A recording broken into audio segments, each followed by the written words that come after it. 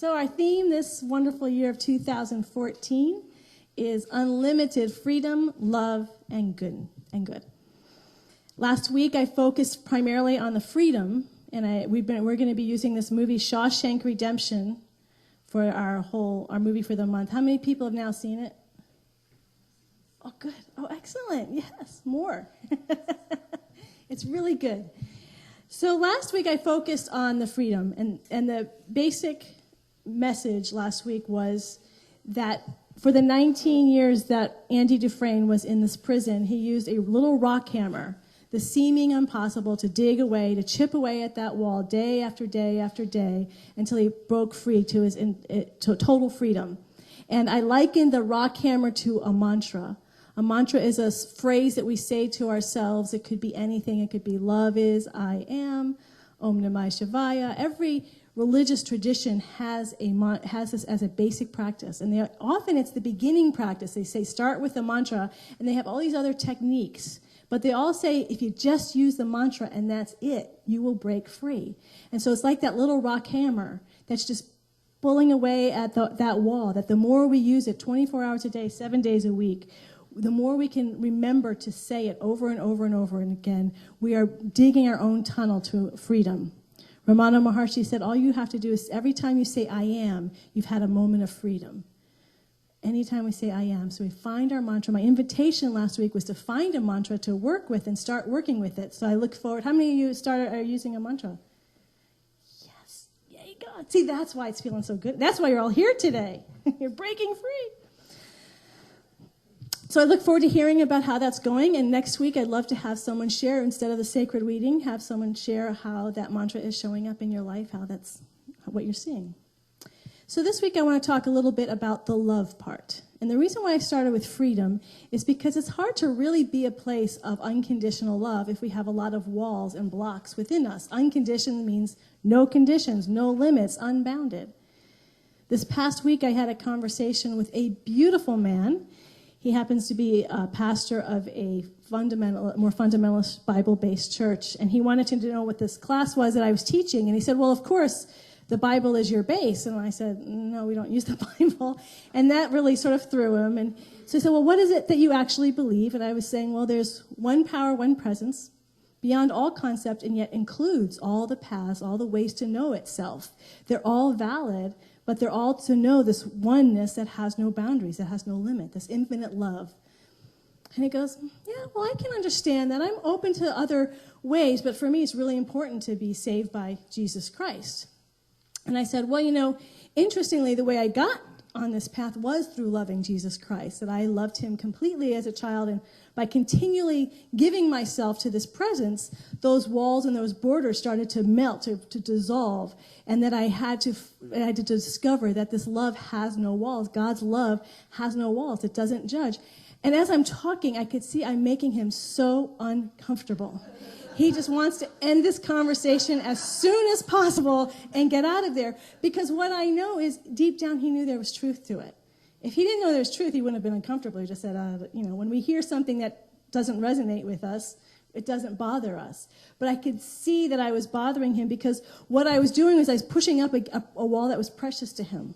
A wall that he identified himself with. I'm a Christian. I'm saved by Jesus Christ, and it's very definite walls. And I was pushing against that wall and saying that wall really doesn't exist. That's just a human concept. So it's easy to see. I'm not saying this to belittle him because he's an absolutely beautiful man, but it's just as a point to say it's easy to see there. But we all have our walls. We all have these walls that we may be blind to, that other people can see, that we may be unconscious to, but they're there, that are blocking us. There are some people who say the only definition of spirituality is that our heart is open to infinity. That's the only intention of spirituality, is to love into infinity. So any place where we constrict, where we get more identified with our human self and our own story and our own personal needs and personal desires, all those are walls that we need to transcend to really be a place of pure, unconditional, infinite love that loves into infinity. So we have these walls, and so that's with the mantra, we're beginning to move through those walls. But as we see in the movie, it takes time. This is not something that happens overnight. Mystics are not something that happen at the blink of an eye. Many of you may have had spiritual, non-ordinary state experiences. You may have had one, you may have had several. But a mystic, that does not make. It puts us on the road of becoming a mystic. In Buddhism, it's called kensho. It's called your opening experience. It puts us on this path. We realize with that experience, we realize there's something greater than this gross physical world, but now is to awaken to that within ourselves and become that. As Father Maximos said, to love the Lord our God, to love God itself, the thing itself, until we become it, till all aspects of our being radiate and pulsate that presence and that love. That's this journey that we are on day in and day out. And so as we're breaking free, what we are also here is to be a place of pure love. So in Shawshank Redemption, we see Andy Dufresne's journey of becoming love without even intentionally becoming love. As I was writing this all out, it's an over 2-hour movie, and there's so many examples of it that I had so many examples and so many explanations that we'd be here for another hour. So I have to probably move through it pretty quickly just to get it all in, or just to at least cover the bases. But the first part is Red, the main supporting character played by Morgan Freeman, says when he sees Andy Dufresne walking around in the prison yard, he said he's already different. He sort of keeps to himself. He doesn't talk to anybody. He said, but it's like he's not even here. He strolls instead of walks. He doesn't have a care in the world. He has no desires to sort of get engaged with this prison world and this prison life. He's separated. What we know is Andy Dufresne's got a lot going internally, and so he's cultivating that interior life, and he's not buying into the prison, to the conditions of his circumstance. And by the way, for those of you who weren't here last week, the metaphor is our prison, not to glorify prison, but prison is also our life here. It's the metaphor for just being in this dualistic world of good and bad, right and wrong, the gross physical matter. So we want to break free from that, to transcend duality. So he's beginning to do this interior work, and he has to keep himself enclosed to protect that interior work.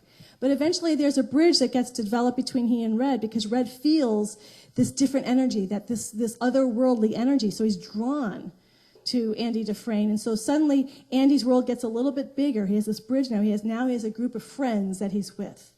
And then as he continues to do the work, there's this moment, the beginning of bringing a little bit of heaven on earth, this transcendent life, is when he's on the rooftop of one of the prison buildings, and he and other prisoners are tarring the roof. And in that moment, he catches a moment where one of the guards is talking about taxes and how he's going to lose all this money to taxes and how mad he is about that. So in that moment, Andy Dufresne catches an opening, a door. When we're doing our spiritual practices, we're going to start to notice in our external life doors and windows. Red was his first door to creating friendships. This conversation was a door and a window, and he took it. And the way he took it was stepping outside of that prisoner consciousness for just a minute. He stopped being a prisoner for a minute, and he was a free man, and addressed the guard and said, I can help you with those taxes.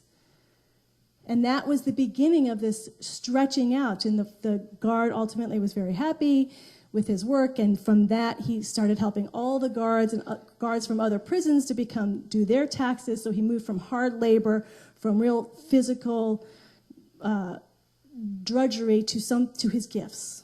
Spirit used his gifts, but he caught it. He was willing to step into it. He didn't seek it out. He didn't create it. It just showed up, and he said yes to it the moment he saw it. He was willing to take a little bit of a risk, to step out of the comfort zone, of the habit pattern, and find it. So now he's doing the taxes, and because of that flow that's now happening, that now he's engaged not only with the other prisoners, but with life itself, with the prison life itself, with the guards who are holding in this race consciousness. He's in relationship to everything. And because there's a flow there, they allow him to write letters to get more books for the library. And he starts writing a letter every week to bring books into the library. He's there. This light starts to move through us. This is the way of the mystic. The more we continue to access this divine transcendent place within us, we can't help but want to express and bring it into form. Last week I shared an experience where I was on this non-ordinary state where I was told that these boxes that we each create of contexts, of good and bad, don't exist, that there's no, that within our human mind, we say, well, I should do this because that's good, or I want to be a good person and not do that because I'm a bad person. All these worlds that we create, values, aren't real. Those are all made up. And that threw me when I had the experience. So who am I without all these sort of contexts of values and structures? Well, what we learn is by giving ourselves to God, the one power, the one love, the one joy, the one freedom, the one beauty, we can't help but start to express it naturally. Not because we think it's good, not because I've humanly made up my mind to do good versus evil, but because I discover there is only good, and the more I identify with that only good, I can start expressing only good. I can only express love. I can only express beauty. I can only express harmony when I'm in tune with that which has no opposite, the transcendent. And so as we're doing this interior work every day, we become a vehicle for this transcendent work to happen. And we see that with Andy Dufresne. He doesn't say, how can I make this life better for prisoners? He doesn't come off as a character that's thinking a lot about how can I be a good person. What he's doing is he's finding that freedom within him, and it gives him great joy to find any doorway, any window in his life to express that freedom, to express his unique, authentic, original self in form. And those opportunities present themselves to him. He doesn't have to make them happen. He doesn't have to sit around and visualize and create a treasure map. He just loves God. As Father Maximos talked about, just love the Lord our God with all our heart, body, mind, and soul, and everything else follows from that. Everything else starts to unfold. Conditions start to create ways for us to express our unique ways in ways that we could never even before imagine. It's always unique. The divine transcendent has no past precedent, is never limited by status quo, by what's happened before. It's always brand new. So we can't even of ourselves create these experiences because we don't know them, but they start to show up in our life. I love the way Reverend Michael put it. He said, when we start giving ourselves to God, to the infinite, eternal love intelligence of the universe, and we start to embody that, we no longer become part of statistics. That statistics are about the status quo. Statistics are about race consciousness, this collective consciousness. But once we start raising ourselves above the collective consciousness, when we start raising ourselves above past precedent, we no longer are included in those statistics. So remember that when you start reading statistics, that when we are awake in God, they don't include us because we are coming from an infinite place that is never limited, never bound by anything in this world. So he starts to give himself, so he does this library. He creates this beautiful library by sending this letter once a week. And he does it for years. And finally he gets some books. And they, by the way, they tell him to stop sending letters. He doesn't listen. He continues to send letters. And then after 6 years, they send him even more books and more money, and because he's up to 2 letters a week. Persistence. And so this is the other aspect we find about the way of the mystic is the mystics are persistent. It takes a long time, it takes patience, and it takes persistence. It takes a lot of work, and a lot of times we don't see the impact. But because we're doing the inner work, we can't help but do it. We continue to do it. We see that also in all the mystical traditions. Don't get attached to outcome. Just give yourself to what you are being called to do moment after moment. You're not looking for the outer world for validation. You're getting the validation from within. This is the number 1 lesson in the Bhagavad Gita. Give yourself to the one power and over stand in that. And that's what he does. He doesn't have all this truth. He just has to do it. He's cultivating freedom. He has to express it. He has to express it. And it starts to have fruition. For us watching the movie can see the beautiful fruition that in 6 years they say they have the best prison in all of New England, prison library. He's creating freedom. There's this wonderful moment, I'm sure for those of you who've seen the movie, remember this one great moment where he gets the books and he finds a record, puts the record on, it's of Mozart, and he locks himself in a room and plays the Mozart record on the loudspeaker for all the prisoners to hear, and they all just stop. And Red says, I don't know what those 2 Italian ladies were singing about, but I know it was something that transcended this prison. It was otherworldly. He gave them moments of freedom.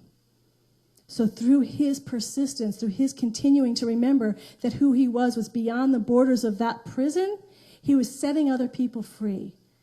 So mystics are patient and they're persistent, but they are also way showers. And when I say they, I mean you. You are way showers because you're tapping into something greater than yourself, greater than what most people are experiencing in this race-conscious habit pattern, and people are going to start feeling that around you. They're going to start feeling something greater around you and want to be around you.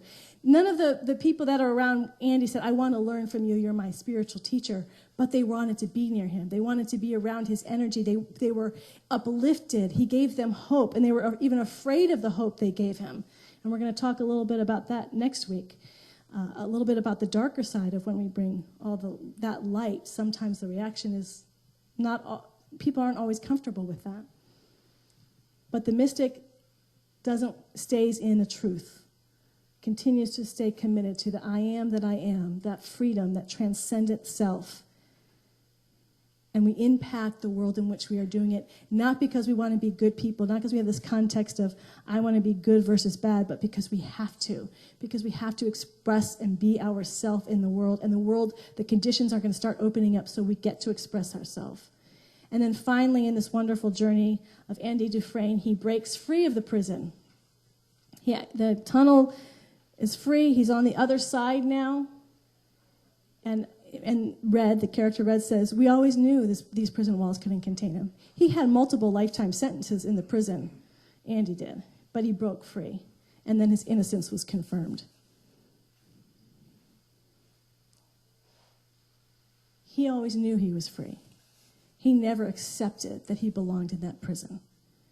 All the prisoners felt that about him, that there was something otherworldly about him. So when he goes to this other side of the veil, we talked about this a little bit last week, which is he was ready for it. He was already there in his mind, in his heart, in his body, so when it actually happened, he could sustain it. They also show in the movie earlier where one of the prisoners gets free from the prison, but they couldn't sustain it. It was too much freedom. They wanted the constriction of those walls. They wanted the safety of those walls and wanted to go back into the prison for that safety.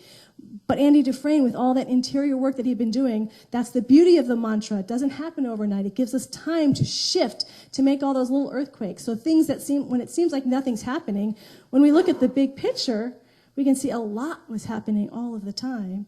He's now free. But this is the beautiful part about mystics. This is where this deep love, let's do the dance with each other, is he still stays in contact with the other prisoners. Even when he's free and on the other side, and we see this with most spiritual teachers and most mystics, I will still be with you to help you and to serve you.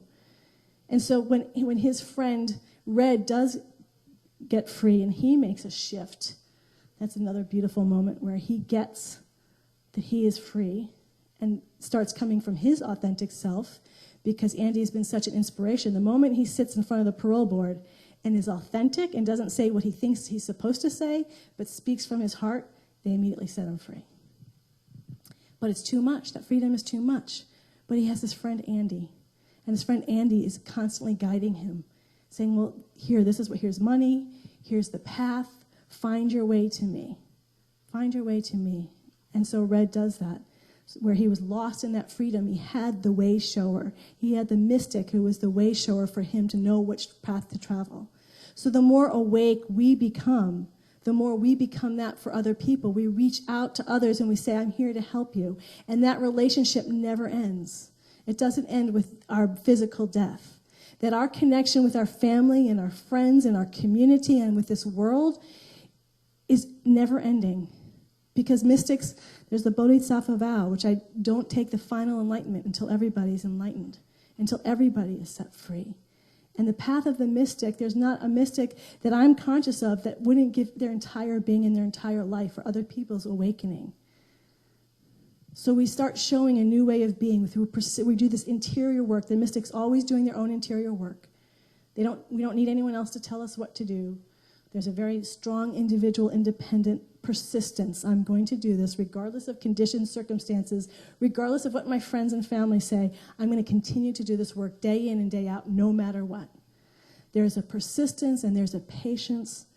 Then there becomes a vehicle for new life to start showing up. Ways that nobody could ever imagine starts to showing up for that mystic.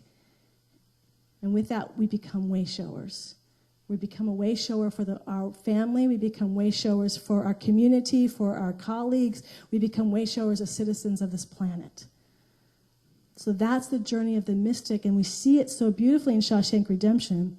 And so my invitation this week, I was trying to think of what my invitation is. And I feel that we continue to say the mantra. That's going to be my invitation for the rest of your life, just so you know. That won't end. To continue to say our mantra and notice, just be conscious, are there any openings or doors that are showing up in your life this week? Not one that you planned. So I'm looking for unexpected door or window that shows up in your life this week where you get to express a little bit more of yourself than you thought you ever had before, than you ever thought you could imagine. Is there a door or an opening and are you willing to say yes to step through that door or go through that window? Yes. I'm curious. There's lots of looks going on back here. I want to hear about it. Yes. Yes. So that's my invitation. Just to this is about paying attention this week.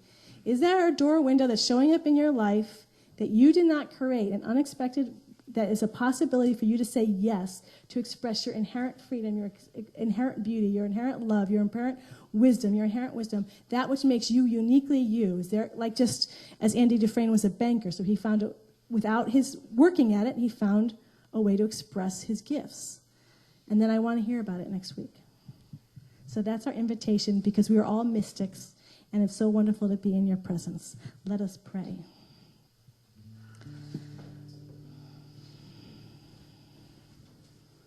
As we enter into prayer, we remember what a mystic is. We take the mystery out of it. A mystic is simply one who unifies himself with the oneness of all life. And so today and in this moment, we allow ourselves to just let go, to let go.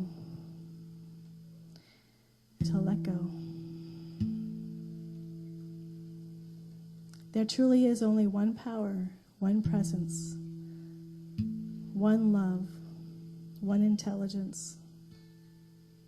There's only one thing that is happening in this room right now. There's only one thing happening in this building, in this city, in this country, in this planet, in the cosmos, in all dimensions of time and space, and beyond all time and space. There is only one. The I am that I am.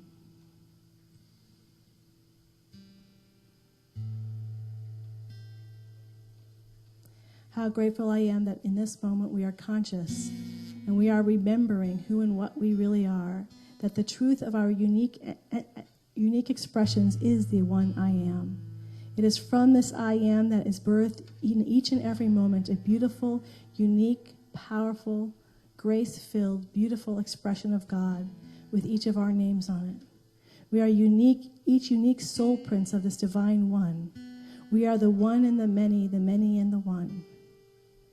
And so today I celebrate and give thanks for this wonderful dance between this oneness and this many, that we are breaking free into this infinite oneness, and we are in absolute love with all the forms before us, that we behold all the people and circumstances and diversity of situations and conditions and circumstances. We open our hearts to all of it. We allow that love to pour through us in every dimension of our body, of our physical being, of all of our experiences, our financial, our relationships, our work life, our family life, our friends, our relationship with this planet. As a citizen of this planet, as a citizen of the cosmos, as a citizen of all phenomenal existence, we are awake and aware in absolute unconditional love for all of it.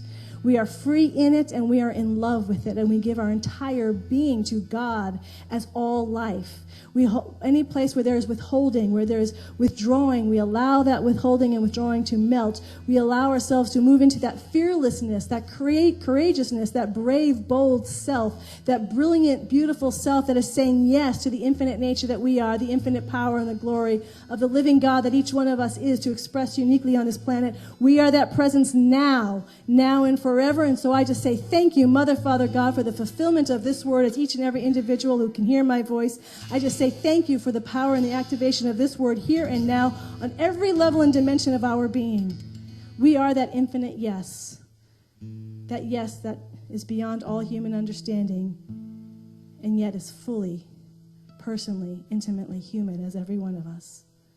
And so in deep, abiding gratitude for this wonderful, magnificent yes, this magnificent presence that is all of us, this pure love, I just release this word now. I completely let it be. I surrender it into the action of pure love, the power of love, the good of love, the glory of love, the oneness of love. I let it be. And I invite us all to say together now, and so it is. Amen and amen.